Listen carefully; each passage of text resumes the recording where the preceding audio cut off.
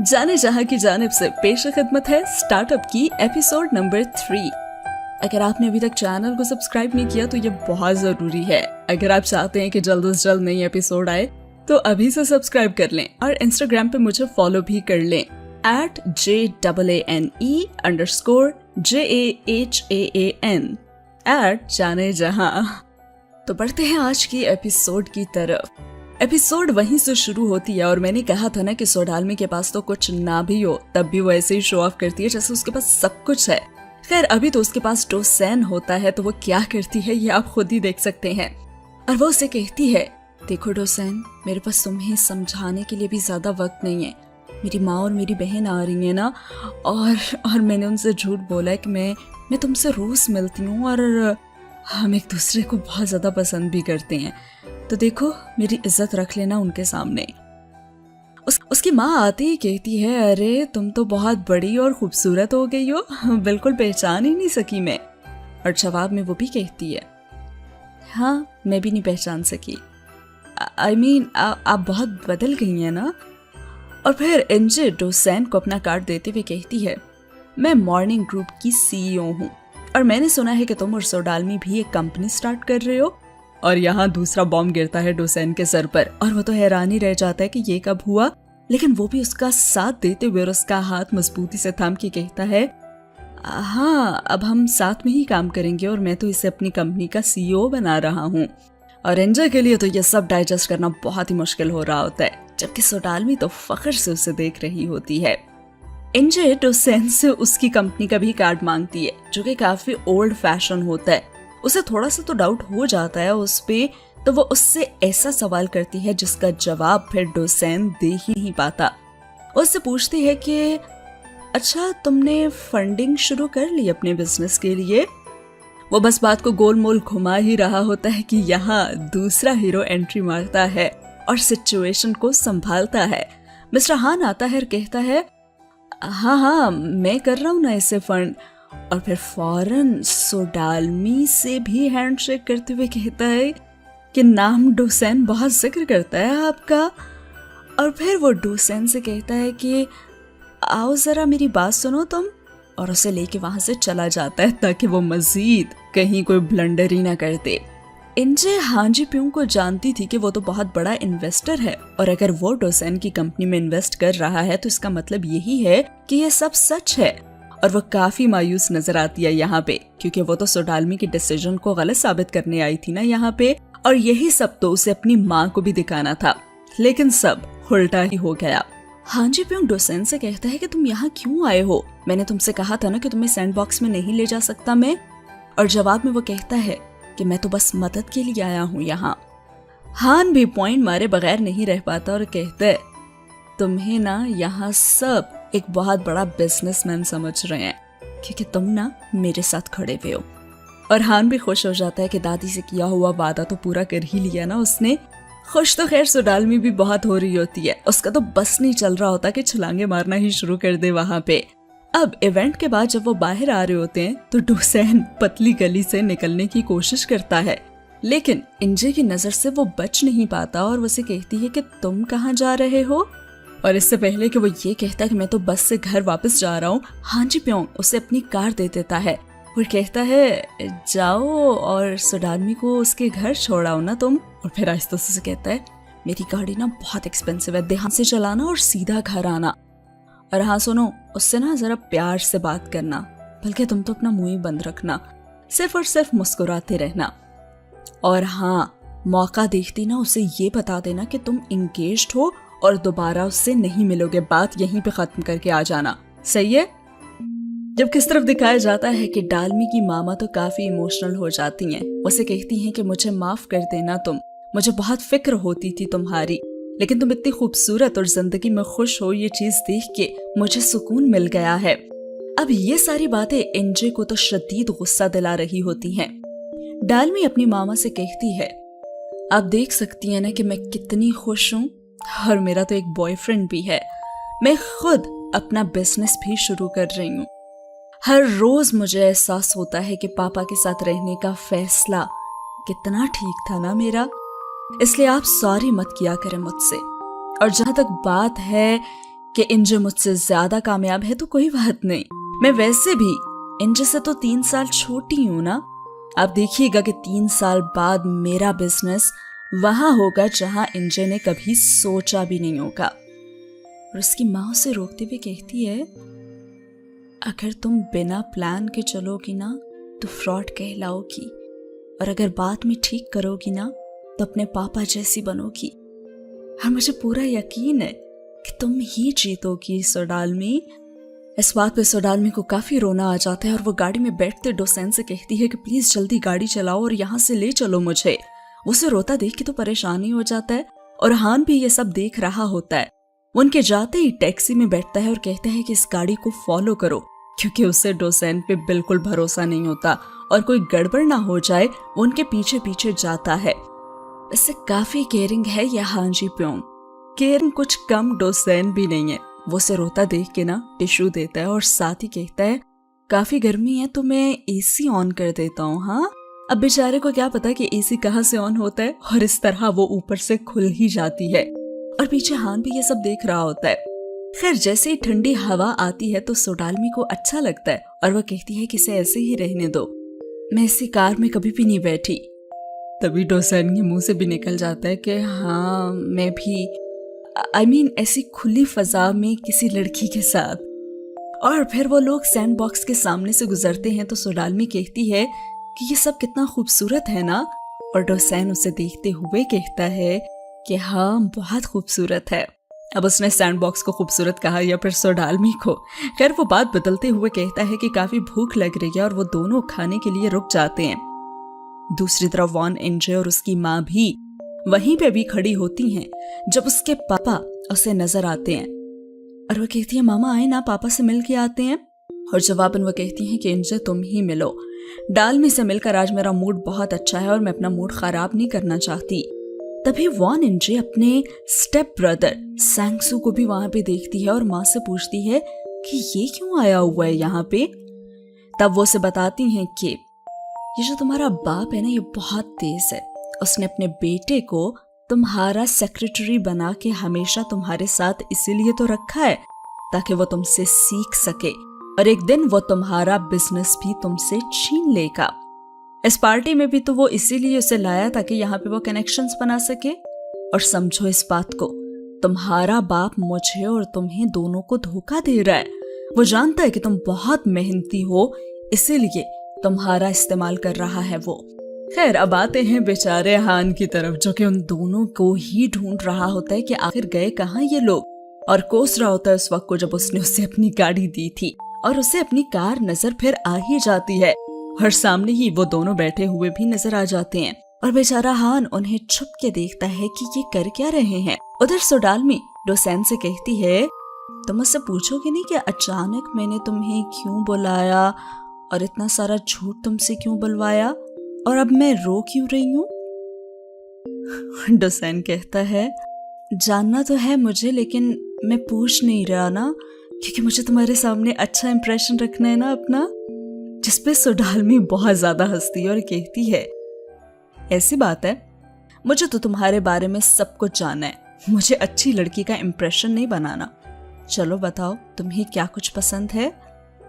और उधर बेचारा हान, उसकी तो जान पे ही बनी होती है कि कहीं ये सब कुछ बता ही ना दे।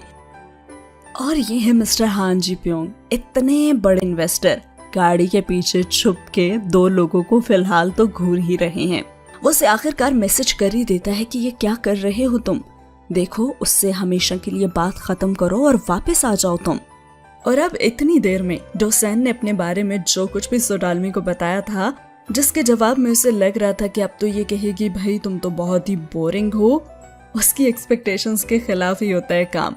ऐसा कुछ भी नहीं हुआ, बल्कि वो तो कहती है, अरे कितने इंटरेस्टिंग हो ना तुम, और कूल भी।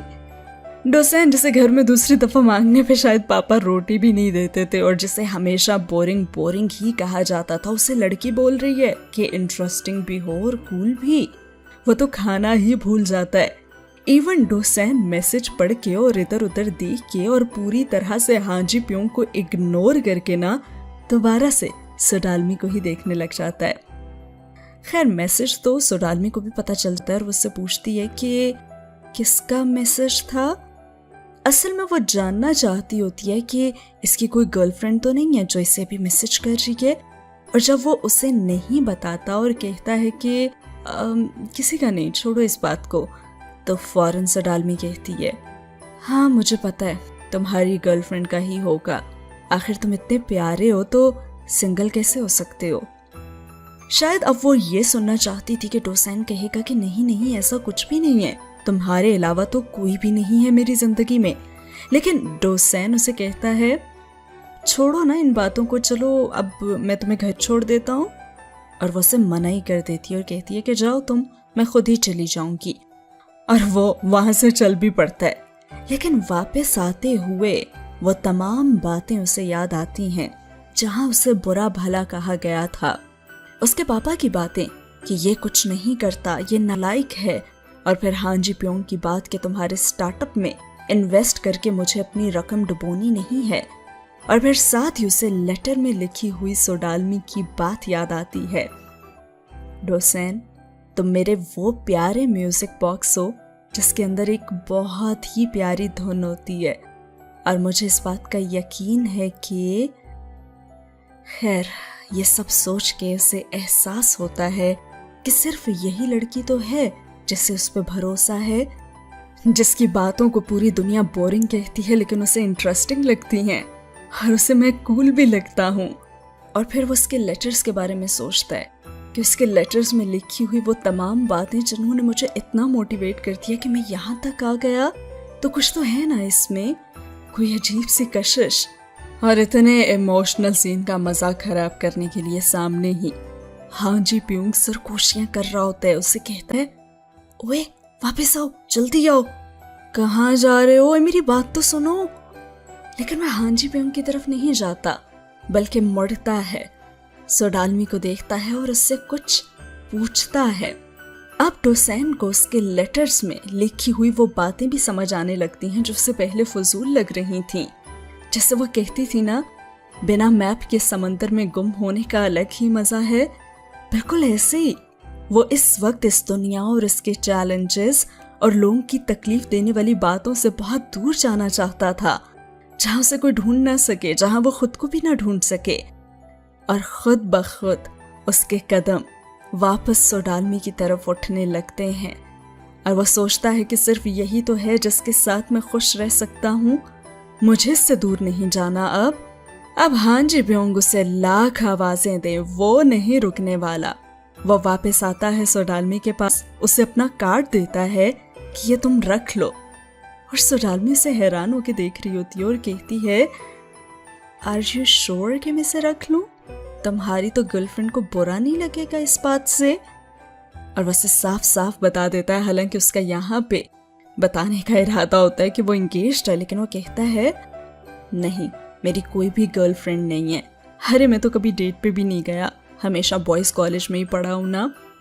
اور سوڈالمی تو خوشی ہو جاتی ہے اور کہتی ہے واقعی دیکھو کیسا اتفاق ہے نا، سیم ہیئر، مجھے کچھ لوگوں نے تو obviously اپروچ تو کیا تھا، پسند بھی کرتے تھے مجھے، لیکن مجھے کوئی اچھا نہیں لگا تمہاری وجہ سے۔ اور اب ہاں جی پیونگ کو دور سے ہی سمجھ آ جاتی ہے کہ یہ جو واپس گیا ہے نا لڑکا، اور یہ جو اتنے مسکرا رہے ہیں، یہ آخری ملاقات تو نہیں لگ رہی کہیں سے بھی۔ ادھر ڈوسین اس سے کہتا ہے دیکھو میرے کارڈ پہ لکھا ہے 24/7، مطلب 24 گھنٹے حاضر ہوں، کسی بھی ٹائم بات کر سکتی ہو تم مجھ سے، اور ہاں یہ بال بھی تمہارے لیے ہے۔ اور وہ یہ کہتے ہوئے بال لے لیتی ہے کہ ہاں اسی نے تو ہمیں ملوایا ہے، اور اس بال پہ دیکھتی ہے کہ لکھا ہوتا ہے فالو یور ڈریم۔ اب وہ اسے بال کیوں دیتا ہے؟ کیا اس کا ڈریم بھی یہ لڑکی ہے یا کچھ اور؟ خیر ادھر ہمارا مسٹر ہان جی پیونگ غصہ کر کر کے بیچارہ آخر کار تھک ہار کے وہیں سو جاتا ہے، اسے سمجھ آ جاتی ہے کہ کیا ہو چکا ہے اب۔ خیر واپس آ کے تو وہ اسے اچھی خاصی سناتا ہے اور کہتا ہے یہ کیا کر کے آئے ہو تم؟ ہاں میں نے تم سے کیا کہا تھا اور تم نے کیا کیا ہے؟ ارے زندگی ایسے نہیں چلتی یار، اب کتنے جھوٹ بولو گے تم مجھ سے؟ کیا ہزاروں سال جھوٹ ہی بولتے رہو گے تم؟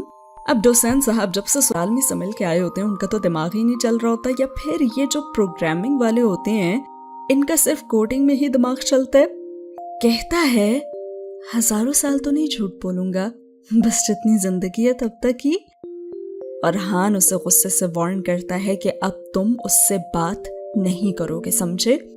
तभी उसका फोन बजता है तो वो देखता है कि सोडालमी का ही मैसेज होता है और वो मासूम शक्ल बना के हान से पूछता है, अच्छा मैं बात नहीं करूंगा, लेकिन अगर वो खुद बात करे मुझसे तो भी बात ना करूं क्या? क्या मतलब है तुम्हारा? उसने तुम्हें मैसेज किया है? दिखाओ मुझे क्या मैसेज किया उसने। और जब वो पढ़ता है तो उसमें लिखा होता है, तुम्हारा बहुत शुक्रिया, आज तुमने यहाँ आकर मेरी इज्जत रख ली। क्या ऐसा कुछ है जो मैं तुम्हें दे सकूं या तुम्हें मुझसे चाहिए? और डोसेन फौरन लिखता है, हाँ ना, मुझे फ्राइड चिकन चाहिए और 28 GB की फ्लैश भी। और उसके इस मैसेज को देख के तो हान अपना सर ही पकड़ लेता है और कहता है कि डिलीट करो अभी इस मैसेज को, तुम्हें तो बात करनी भी नहीं आती ऐसे किसी भी लड़की से। जवाबन वो कहता है, हाँ तो पहली दफा ही तो किसी लड़की का मैसेज आया है मुझे, मेरी अम्मी के अलावा। चुप करो, मैं बताता हूँ कि तुम क्या लिखो। लिखो, तुमने शुक्रिया कहा, यही काफी है मेरे लिए और मुझे कुछ नहीं चाहिए। और एंड पे लिखो स्वीट ड्रीम्स। हाँ हाँ क्या? डोसेन उसका मुंह देखता है और कहता है, लिखो जो कहा है, और हाँ आइंदा भी जब उसका कोई मैसेज आए या तुमने मैसेज करना हो तो पहले मुझसे पूछ लेना, खुद से कुछ ना लिखना। उधर सोडालमी मैसेज पढ़ते ही उठ के बैठ जाती है और भाग के बाहर आती है और दादी को बताती है कि आज वो डोसेन से मिली है और इतना स्मार्ट है वो, एकदम किसी मॉडल जैसा। दादी मैं तो बहुत खुश हूँ, क्या परफेक्ट टाइमिंग थी ना उसकी वहां आने की। वो तो मेरा हीरो ही है दादी, उस जैसा कोई भी नहीं है। और जब अगले दिन दादी हांजी प्योंग से मिलती हैं तो वो एक अलग ही कहानी बता रहा होता है इन्हें कि वो कितना अजीब लग रहा था रात को। बाल तो जैसे उसने खुद ही काटे होंगे दादी, मैंने उसकी इतनी कमियां छुपाई है ना, तभी तो सोडालमी तारीफ कर रही है उसकी। हाँ सब मेरी वजह से ही तो हुआ है, लेकिन दादी अब मैं इसे और नहीं चला सकता, कल भी मेरे पसीने ही छूट गए थे। नहीं भाई नहीं। और दादी उसे बताती हैं, सोडालमी कल बहुत खुश थी, इतनी खुश थी कि वो कह रही थी कि ये दिन तो बिल्कुल एक सपने जैसा था और वो इस दिन को आखिरी दम तक याद रखेगी। शायद उसने बहुत तकलीफें झेली हैं ना, इसीलिए उसे गिफ्ट मिला है उसके सब्र का। लेकिन खैर मैं उसे अब सब सच सच बता दूंगी, क्योंकि तुम और ये नहीं कर सकते ना आप। और हान ये सारी बातें सुनकर फौरन ही अपना प्लान चेंज कर लेता है और कहता है, अरे नहीं नहीं, सच तो आप नहीं बताए ना उसे, ऐसे तो उसका दिल ही टूट जाएगा और उसका ख्वाब भी, और मैं उसे हर्ट नहीं करना चाहता, मैं कुछ देखता हूँ। खैर बढ़ते हैं अगले सीन की तरफ और सीन शुरू होता है वॉन इंजे से, जहाँ पे वाकई उसकी माँ ने जो कुछ कहा था वो सब सच साबित होने जा रहा है। अगले सीन में दिखाया जाता है इंजे को, जहाँ पे उसका बाप उसे बता रहा होता है कि वो उसकी जगह पे अपने बेटे को रखना चाहते हैं और उसे किसी और ब्रांच, शायद यूएस ब्रांच में भेजना चाहते हैं। वो बिल्कुल नाखुश होती है इस बात से और वो अपने पापा को समझाने की कोशिश करती है कि देखिए ये स्टाफ मेरे साथ काम करने का आदी है और इतनी बड़ी चेंज से वो लोग खुश नहीं होंगे और इन्वेस्टर्स भी। और उसका बाप कहता है, अच्छा यहाँ पे सबसे ज्यादा शेयर्स किसके हैं? मेरे ना, तो मैं ही फैसला कर सकता हूँ और मैं तुम्हें यूएस ब्रांच में भेज रहा हूँ और यहाँ के काम मेरा बेटा संभालेगा। अब यहाँ इंजे को सीईओ की पोजीशन से हटाया जाता है तो दूसरी तरफ सोडालमी भी खुशी खुशी अपनी जॉब छोड़ के अपने मनी ट्री को वहां से लेके वो सीधा डोसेन के ऑफिस की तरफ आने का उसे मैसेज करती है। और उसका ये मैसेज डोसेन हान को फॉरवर्ड कर देता है, क्योंकि उसी ने तो कहा था कि मुझसे पूछ के रिप्लाई करना। वो फौरन ऑफिस से निकलता है और अब हान जी प्योंग एक्चुअली परेशान होता है कि कहीं सोडालमी को डोसेन की हकीकत ही ना पता चल जाए और वो हर्ट हो जाए, क्योंकि उसका ऑफिस तो किसी काम का नहीं था ना। उसे कहता है कि तुम्हारा ऑफिस तो इस काबिल नहीं है और फिर वो उसे अपने घर को ही ऑफिस बनाने को कहता है और सारा सामान यहाँ शिफ्ट करने को कहता है और साथ ही वो प्रोफेशनल लगे इसके लिए वो उसे अपने कपड़े और घड़ी भी देता है। अब सोडालमी जब वहां पे आती है तो वो हांजी प्योंग को भी वहां पे देख लेती है और पूछती है कि आप यहाँ? तो वो कहता है कि हाँ, मैं तो अक्सर ही आता रहता हूँ। और फिर वो मनी प्लांट जो अपने साथ लाई होती है वो डोसेन की तरफ बढ़ाती है और कहती है ये तुम्हारे लिए मेरी तरफ से गिफ्ट है। I mean, ये मनी प्लांट है ना, अरे पैसे को खींचता है ये, सो गुड लक। और फिर वो डोसेन से कहती है तुम्हें पता है मैंने अपनी जॉब छोड़ दी है और अब मैं तुम्हें ही फॉलो करूंगी। मुझे अपनी कंपनी खोलनी है ना और मुझे भी कामयाब बनना है। और इसकी ये बातें सुन के जहाँ सब हैरान होते हैं वहाँ हांजी प्योंग बेचारी की परेशानियों में तो मजीद ही इजाफा हो जाता है। उसने सोचा नहीं था कि ये झूठ ऐसे हालात भी पैदा कर देगा कि अब मजीद झूठ बोलते ही रहना होगा। दूसरी तरफ इंजे भी अपने लिए स्टैंड लेती है। जैसे उसका भाई सैंग सू सबको ये बताने लगता है ना कि वो अब कंपनी का सीईओ है, उसी वक्त इंजे अंदर आती है और सबके सामने उसकी इंसल्ट भी करती है और उसे कहती है तुम सीईओ बन रहे हो, वो जो कल तक मेरा सेक्रेटरी था, अरे तुम अपने बलबूते पे तो कुछ भी नहीं कर सकते। पहले मेरे सेक्रेटरी थे और अब अपने बाप के हो। और साथ ही वो अपने बाप को बताती है कि वो यूएस ब्रांच में भी नहीं जाएगी। उसका बाप उसे समझाने की कोशिश करता है कि यूएस के मामला तुम संभालोगी और वो ये कहते हुए वहां से चल पड़ती है। अच्छा, तो यूएस के मामला भी आप इसी जैसे किसी गधे से ही संभलवा लेना, मैं नहीं करूंगी। और वो ये बातें सुना के वहां से निकल जाती है। उसे समझ आ गई थी कि जब तक सीईओ के पास शेयर्स ना हो कंपनी के, वो बिल्कुल ऐसे ही होता है जैसे चबाई हुई च्युइंगम जिसकी कोई वैल्यू नहीं होती। और वो ये कहती हुई वहां से बाहर निकल जाती है कि अब वो बहुत खुश है और वो खुद कुछ करके दिखाएगी उन सबको। लेकिन जब वो बाहर आती है तो उसे बहुत दुख हो रहा था, क्योंकि वो जो सबको कहती थी कि वो अपनी मेहनत की वजह से मॉर्निंग ग्रुप की सीईओ बनी है और उसका एक नाम था, अब वो सब खत्म हो गया था। क्या इत्तेफाक है ना कि जब डालमी तकलीफ में थी तो इंजे खुशी खुशी अपनी जिंदगी गुजार रही थी। आज इंजे तकलीफ में है तो खुशी की एक किरण डालमी की जिंदगी में आ चुकी है, क्योंकि डोसेन जिसने सिर्फ 1 घंटे के लिए वो झूठ बोलने का सोचा था ना, वो अब वो झूठ जारी रखना चाहता था। वो सोडालमी के साथ रहना चाहता था और वापस नहीं जाना चाहता था। उसे अजीब सी खुशी और अपना आप स्पेशल फील होता था जब वो डालमी के साथ होता था। और ये एहसास इतना खूबसूरत था कि चाहे इसकी शुरुआत झूठ से हुई थी, पर अब वो जो जो सोडालमी से कहता था वो तो सब सच होता था। लेकिन मिस्टर हान इस सब से खुश नहीं थे। वो कहता है कि ये चीज हम ज्यादा देर तक कर नहीं सकते। पता है क्यों? क्योंकि तुम ना एक लूजर हो, तुम्हारा बिजनेस आइडिया भी अच्छा नहीं है और ना ही तुम सैंड बॉक्स में जा सकते हो। तो उसे बहुत जल्द तुम्हारी हकीकत पता चल जाएगी। और डोसेन हान की सभी बातों के जवाब में बस यही कहता है कि अब जो भी हो बस हम उसे सच नहीं बताएंगे और उसे पता भी नहीं चलेगा, और मैं ऐसे ही उसके साथ रहना चाहता हूँ। अब हान को ये सब अच्छा नहीं लग रहा होता, लेकिन साथ ही वो ये भी नहीं चाहता होता कि डालमी को सब पता चल जाए कि ये सब झूठ था और वो हर्ट हो।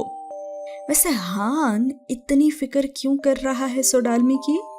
ऑफ कोर्स इसकी वजह यही है ना कि वो दादी से बहुत प्यार करता होता है और उसने प्रॉमिस किया था ना। या वो सिर्फ इसलिए अपसेट है कि डोसेन किसी काम का नहीं है और सोडालमी को वो डिजर्व नहीं करता, या फिर इसकी कोई तीसरी वजह भी है? काम का तो है कुछ ना कुछ डोसेन, क्योंकि वो कॉडा कंपटीशन जीत जाते हैं और वो बहुत खुश होते हैं। और ऐसे कुछ हद तक प्रूव हो जाता है कि हांजी प्योंग जो ने इतना निकम्मा कह रहे हैं और इतना लूजर कह रहे हैं, वो कुछ हद तक तो गलत हैं, क्योंकि कोडा कंपटीशन बहुत बड़ा कंपटीशन था और वो लोग जीते ही नहीं, फर्स्ट पोजीशन आई उनकी। अब तो डोसेन का कॉन्फिडेंस मजीद बढ़ जाता है और वो उससे कहता है देखा हम कर सकते हैं। और डोसेन को लगने लगता है कि हांजी प्योंग उसके बिजनेस के लिए एक आइडियल पार्टनर है, क्योंकि दोनों का एक ही गोल होता है, डालमी को हर्ट ना करना। दूसरी तरफ हान दादी को भी मना करता है कि वो डालमी को कुछ भी ना बताएं, क्योंकि वो नहीं चाहता होता कि वो जो इस खूबसूरत ख्वाब में इतनी खुश है वो खत्म हो जाए, और इतनी बुरी तरह से, क्योंकि वो उसे खुश देखना चाहता है। आखिर दादी उससे पूछ ही लेती हैं कि अच्छे बच्चे, बात तो कुछ समझ नहीं आ रही मुझे, आखिर तुम इतनी परवाह क्यों करते हो सोडालमी की? क्या तुम उसे पसंद करते हो? और यही सब कुछ दूसरी तरफ डोसेन के दोस्त उससे पूछ रहे होते हैं। डोसेन के दोस्त हैरान होते हैं कि बिना डील किए, बिना पैसे लिए, बिना सैंडबॉक्स गए वो डालमी का साथ अभी भी देना चाहता है और वो उसके साथ राब्ते में रहना चाहता है। तो आखिर इसकी वजह क्या है और यहाँ चल क्या रहा है? ना तो ये पैसे ले रहा है और ना ही ये नाटक खत्म कर रहा है। तो आखिरकार वो अपने दोस्तों को बता ही देता है कि वो, हाँ जी, वो सोडालमी को पसंद करने लग गया है। जबकि दूसरी तरफ दादी के पूछने पे हान तो साफ साफ मना ही कर देता है कि ऐसा कुछ नहीं है, और ये सब कुछ तो मैं सिर्फ आपके लिए कर रहा हूं ना, क्योंकि अगर वो हर्ट होगी तो आपको भी तो तकलीफ होगी ना। और बस इसी के साथ सेकंड एपिसोड होती है यहाँ पे खत्म। मुझे तो ये लव ट्रायंगल ही लग रही है, जहाँ पे मिस्टर हान कितना अच्छा है ना, और वो इन दोनों पे कितना मेहरबान भी है कि उन्हें मिलवाता भी है, डालमी की खुशी का ख्याल भी रखता है, उसे हर्ट होने से बचाता भी है। पर जब जब उन्हें साथ देखता है तो उसे कुछ अच्छा भी नहीं लगता, क्योंकि उसे अब कहीं ना कहीं ये एहसास होने लगा है कि वो लेटर्स वाले अल्फाज तो मेरे हैं ना, वो तो मेरी फीलिंग्स है ना, तो उनकी जगह कोई और कैसे ले सकता है। लेकिन फिर भी इस महान शख्स को देखें, उनकी मदद कर रहा है, और वो खुद भी अपनी फीलिंग्स को शायद इस वक्त समझ नहीं पा रहा कि वो ये सब कुछ क्यों कर रहा है। वैसे शायद आप लोगों ने भी नोट किया हो कि ये ड्रामा कुछ ज्यादा ही अलग है, कि इस ड्रामे के अंदर भी एक ड्रामा चल रहा है, यानी सभी एक दूसरे की खुशी के लिए झूठ पे झूठ बोली जा रहे हैं। भला कैसे? दादी झूठ बोलती हैं डोसेन के बारे में कि सोडालमी खुश रहे। डोसेन अब झूठ ही बोलते रहना चाहता है ताकि वो खुद भी खुश रहे और उसकी जिंदगी में जो महरूमी थी वो कम हो जाए, क्योंकि सोडालमी अच्छी लगने लगी थी। और सोडालमी शो ऑफ करती है बहन और माँ के सामने कि उन्हें ये ना लगे कि उसका डिसीजन गलत था। और इंजे बेचारी जो खुद को CEO बता रही थी और न जाने क्या कुछ, वो भी हो गया एक ही पल में खत्म। और शायद कहीं ना कहीं हान जी प्योंग भी अपनी फीलिंग्स के बारे में झूठ ही बोल रहा है। तो ड्रामे के अंदर भी एक और ड्रामा चल रहा है।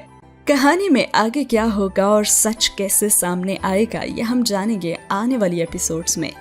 तो कमेंट सेक्शन में अपना फीडबैक जरूर दीजिएगा। मिलते हैं अगले एपिसोड में। अल्लाह हाफिज।